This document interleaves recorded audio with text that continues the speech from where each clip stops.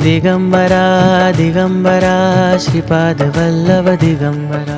तन्वी, जसं एक एक पायरी चढत भक्त मोक्षापर्यंत पोहोचतात तसं एक एक तीर्थ अनुभवत आज आपण आलेलो आहोत श्री गुरूंच्या या गाणगापूर नगरीमध्ये आणि आपल्या पाठीमागे आहे ते श्री गुरूंचं हे भव्य मंदिर।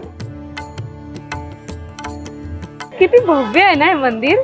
हो, असं म्हणतात की श्री गुरु भीमा अमरजा संगम जो आहे इथून जवळ त्या ठिकाणी राहायचे आणि ते फक्त भिक्षा मागायला या गावामध्ये यायचे। पण कालांतराने इथले जे सगळे गावकरी आहेत त्यांना असं कळायला लागलं की हे कोणीतरी महान तपस्वी आहेत, म्हणून त्यांनी गुरूंना या ठिकाणी राहायचा आग्रह केला।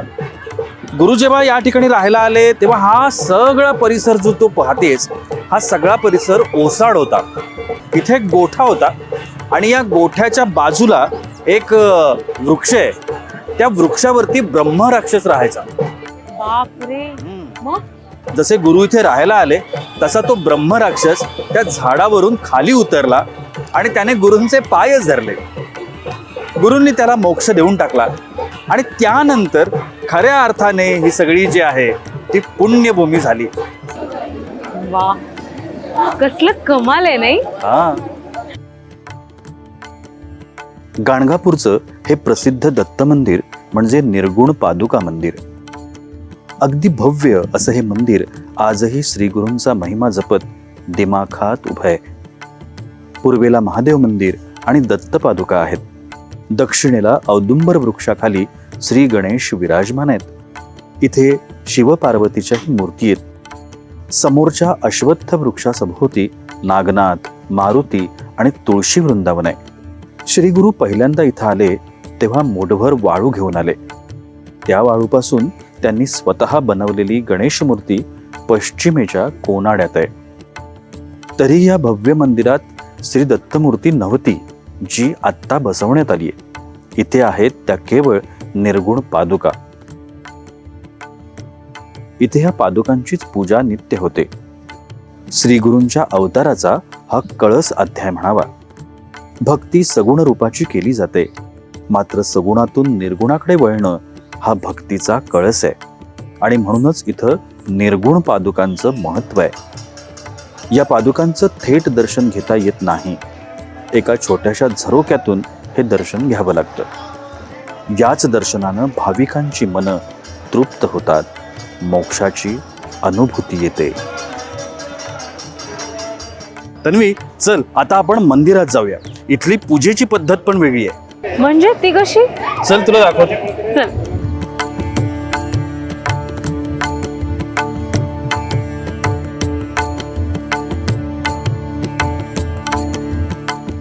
अवधूत चिंतन श्री गुरुदेव दत्त।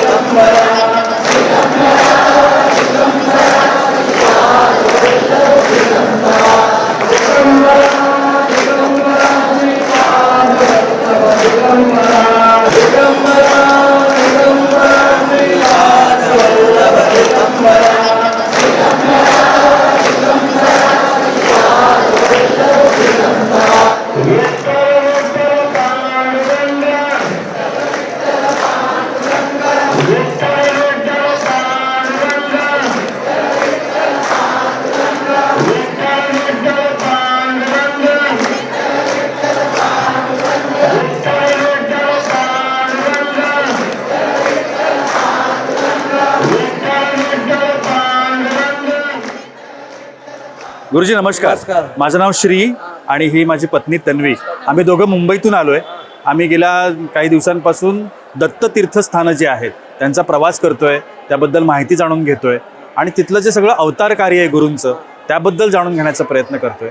आज आम्ही गाणगापूरमध्ये आलोय, तर गुरूंचं इथलं जे कार्य आहे आणि मंदिरामध्ये सकाळपासून संध्याकाळपर्यंत जे विधी चालतात त्याबद्दल आम्हाला जाणून घ्यायचं। सकाळी हे दत्ताचा दुसरा अवतार नरसिंह सरस्वती यांनी गाणगापुरात 24 वर्ष अनुष्ठान केले आणि भक्तांचे प्रत्यक्ष रूपी अनुष्ठान केले त्यांनी.